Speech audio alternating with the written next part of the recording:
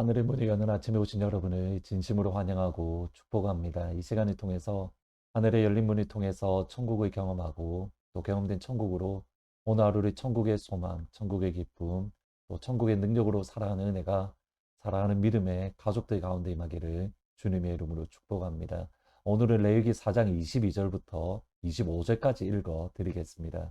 만일 족장이 그의 하나님 여호와의 계명 중 하나라도 부지 중에 범하여 허물이 있었는데 그가 범한 죄를 누가 그에게 깨우쳐 주면 그는 흠없는 순념소를 예물로 가져다가 그 순념소의 머리에 안수하고 여호와 앞 번제물을 잡는 곳에서 잡을지니 이는 속죄제라.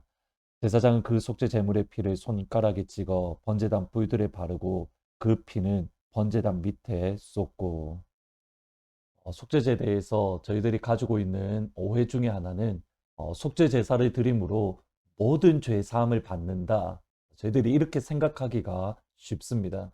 그런데 속죄제에 대해서 끊임없이 반복되어지는 표현이 무엇이냐면 가령 4장 2절에 보시면 누구든지 여호와의 계명 중 하나라도 그릇 범하였으되, 여기 그릇 범하다라고 했을 때 그릇이라는 것은 부주의하게 실수로 고의가 아니게라는 의미가 있습니다. 민수기 15장에 보시면 의도적으로 하나님의 말씀을 어기고 고의적으로 하나님의 명령을 거역하는 것을 이렇게 평가합니다. 하나님을 멸시하는 거다. 하나님의 명령을 파괴하는 거다. 하나님의 말씀을 무너뜨리는 거다. 따라서 그는 이스라엘 백성 중에 반드시 끊어질 것이다. 그러니까 속죄제는 부주의로 또는 실수로 고의가 아니게 지은 죄에 대한 하나님 앞에 용서함을 받는 죄, 그것이 속죄 제사의 의미입니다. 이 속죄제를 통해서 저희들이 알 수 있는 것은 죄의 영향력은 단순히 나에게만 머무는 것이 아니라 나를 뛰어넘는 것입니다. 이것은 속죄제를 드릴 때에 제사의 제물을 드리는 것이 각각 다른 것을 보면 알 수 있습니다. 제사장과 온 이스라엘 회중들이 죄를 지었을 때에는 수송아지를 제물로 드립니다. 오늘 본문에 나오는 리더들, 그러니까 족장들이 죄를 지을 때에는 숫염소를 번제로 제물로 바치게 되어 있습니다. 그러니까 죄에 대한 책임을 하나님이 각각 다르게 물으시는 것을 보게 됩니다. 이유는 죄의 영향력이 다르기 때문입니다. 4장 25절에 보시면 제사장은 그 속죄 제물의 피를 손에 찍어 번제단 뿔들에 바르고 그 피는 번제단 밑에 쏟으라. 족장 리더가 죄를 지었을 때에는 속죄 제사를 드릴 때에 번제단 뿔에 그 순념소의 피를 뿌리라라고 말씀을 합니다. 반면에 제사장이 죄를 지었을 때에는 회막 전체에 피를 뿌리는 것을 보게 됩니다. 4장 6절과 7절에 보시면 그 제사장이 손가락에 그 피를 찍어 여호와 앞 곧 성소의 휘장 앞에 7번 뿌리칠 것이며 제사장은 또 그 피를 여호와 앞 곧 회막안 향단 뿔들에 바르고 그 송아지의 피 전부를 회막문 앞 번제단 밑에 쏟을 것이라. 죄로 인해서 오염되는 범위, 영향력이 다른 겁니다. 제사장이 죄를 지을 때는 회막 전체, 이스라엘 전체에 영향을 미치는 것이고, 리더가 죄를 지었을 때에는 번제단에 바르는 그러한 모습들을 보여줍니다. 이것을 좀 더 분명하게 드러나는 것이 22절, 23절입니다. 만일 족장이 그의 하나님 여호와의 계명 중 하나라도 부지 중에 범하여 허물이 있었는데 그가 범죄한 죄를 누가 그에게 깨우쳐 주면 그는 흠없는 순념소를 예물로 가져다가. 여러분, 속죄제에 대해서 계속적으로 반복되는 표현이 있습니다. 그가 범한 죄를 누가 깨우쳐 주거든. 이 표현이 13절, 23절, 28절, 그리고 5장 3절과 4절에 반복되어서 나옵니다. 누가 그가 실수로 또는 부주의로 지었던 죄, 허물을 누가 깨우쳐 주겠습니까? 구약시대에는 제사장과 그리고 선지자가 그 역할을 감당하는 겁니다. 대표적으로 사울 왕을 향한 사무엘의 책망을 보시면 됩니다. 사울 왕이 끊임없이 하나님의 명령을 어기고 하나님 말씀에 순종하지 아니하고 자기가 원하는 대로 또는 자기 마음에 있는 대로 이스라엘을 통치하고 또 하나님의 말씀에 자기 뜻대로 순종하는 것을 보게 됩니다. 여기에 대해서 사무엘은 사울 왕을 대단히 강하게 책망했고 그의 모든 죄를 드러내었습니다. 특히 제가 사무엘을 예로 들었던 이유가 다음의 말씀입니다. 사무엘상 16장 2절에 보시면 사무엘이 이르되 내가 어찌 갈 수 있으리까 사울이 들으면 나를 죽이리이다 하니 사무엘은 사울 왕의 위협을 받고 있음을 사울 왕에 의해서 자기가 죽을 수 있다는 사실을 알았습니다. 사울의 죄를 모두 드러내었을 때에 여기에서 중요합니다. 그럼에도 불구하고 선지자는 하나님의 말씀을 하나님의 마음을 타협하지 않고 분명하게 명확하게 하나님께서 그에게 주신 말씀대로 선포해야 되는 겁니다. 오늘 드리고 싶은 핵심이 여기에 있습니다. 선지자를 통해서 우리에게 우리의 죄를 하나님께서 드러내실 때에 두 가지 반응이 있을 수 있습니다. 사울처럼 사무엘을 미워하고 사무엘을 위협할 수가 있습니다.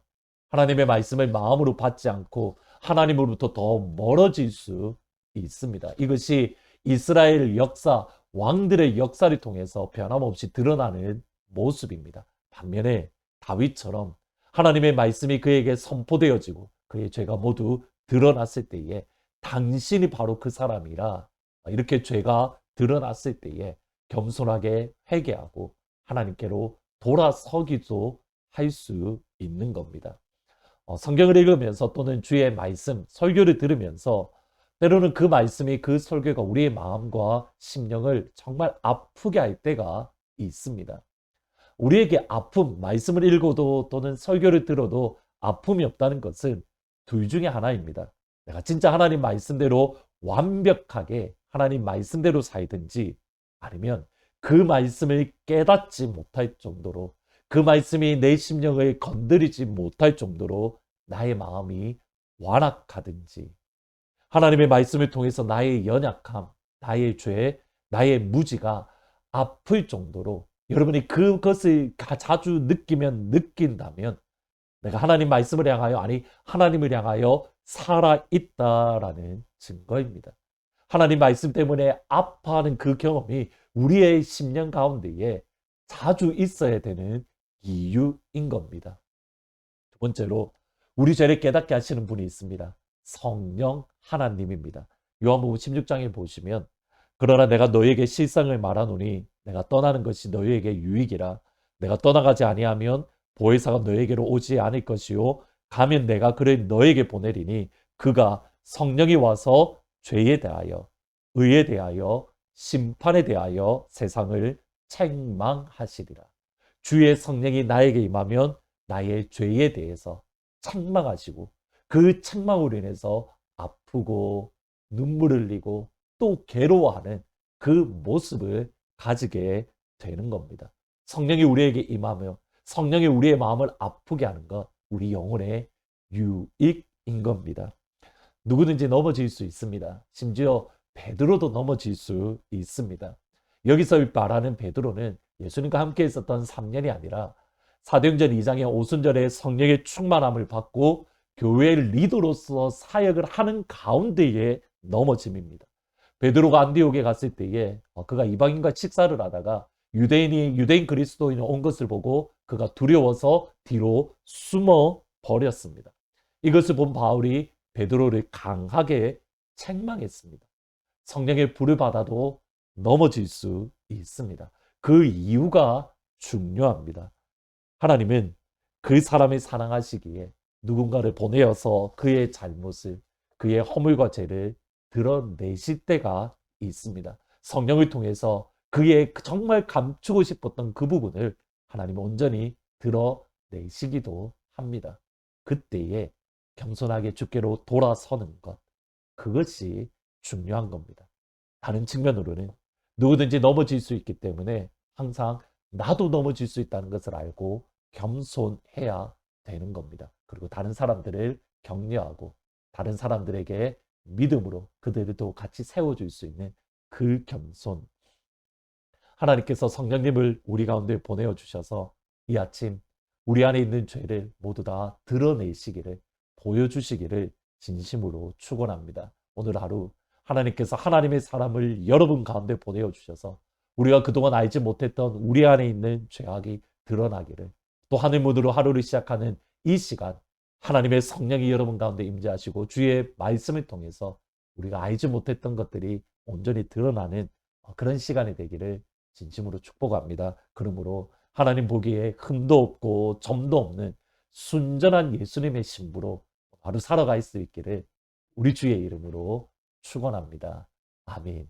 말씀을 생각하면서 259장 예수 십자가의 흘린 피로서 같이 찬양하십니다. 예수 십자가에 흘린 피로써 그대는 씻기어 있는가? 더러운 죄이게 하는 능력을 그대는 참으지 않은가? 예수의 보혈로 그대는 씻기어 있는가? 마음속에 여러 가지 죄악이 깨끗이 씻기어 있는가? 주 예수와 밤낮으로 늘 함께 그대는 행동을 하는가? 아무 때나 어디서나 그대는 십자가 붙들고 있는가? 예수의 보혈로 그대는 씻기어 있는가? 마음속에 여러 가지 죄악이 깨끗이 씻기어 있는가?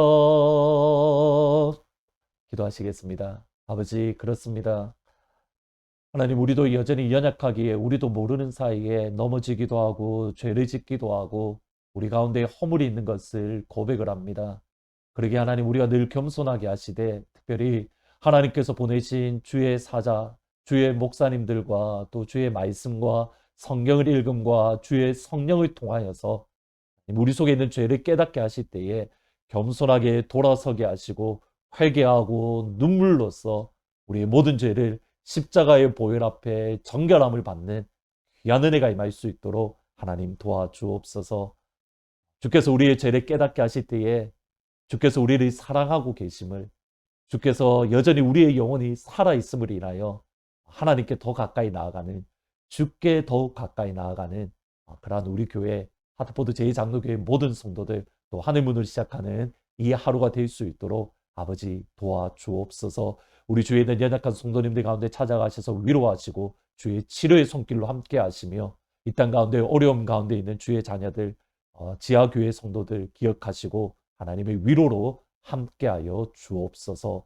예수님의 이름으로 기도합니다. 아멘. 오늘 이 시간 기도할 때에 하나님 주의 말씀을 통해서 주의 성령을 통해서 내 안에 모든 것들을 드러내시고 우리가 드러내실 때에 주의 십자가 보혈을 의지해서 회개하는 자리, 겸손한 자리에 서게 해 주십시오. 그래서 흠도 없고 순전한 주의 신부로 설 수 있도록 도와달라고 같이 기도하시면 좋겠습니다. 노복희 권사님과 우리 주위에 있는 연약한 성도님들을 위해서 계속 기도해 주시고 우크라이나 땅 그리고 북한의 지하교회 또 이슬람권에 있는 지하교회를 위해서 기도하시되 특별히 오늘 예멘을 위한 기도는 하나님께서 예멘의 이슬람 극단주의자들이 있는데 하나님 그들의 마음을 변화시키시고 그들의 생각을 새롭게 해주십시오.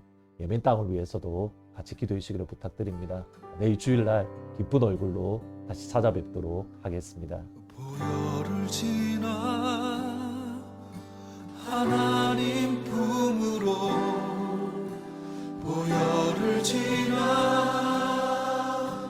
아버지 품으로 보혈을 지나 하나님 품으로 한 걸음씩 나아가 보혈을 지나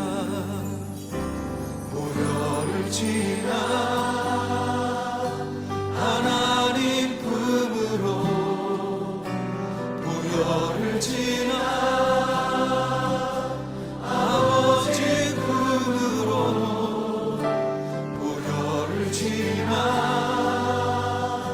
하나님 품으로 한 걸음씩 나아가네. 존귀한 주보혈이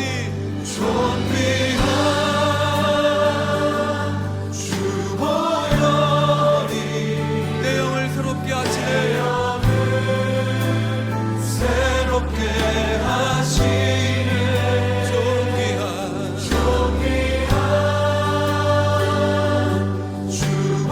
주보혈이 내 영을 새롭게 아멘. 우리 자매님들만 고백하겠습니다. 오늘을 지나 하나님 품으로 오늘을 지나 아버지 품으로 오늘을 지나 하나님 품으로 한 걸음씩 나아가 형제님들 고백하겠습니다. 보혈을 지나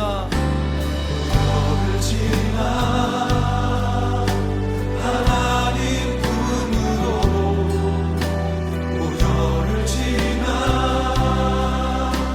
아버지 품으로 보혈을 지나 하나님 품으로 한 걸음씩 나아가네. 다 같이 존귀한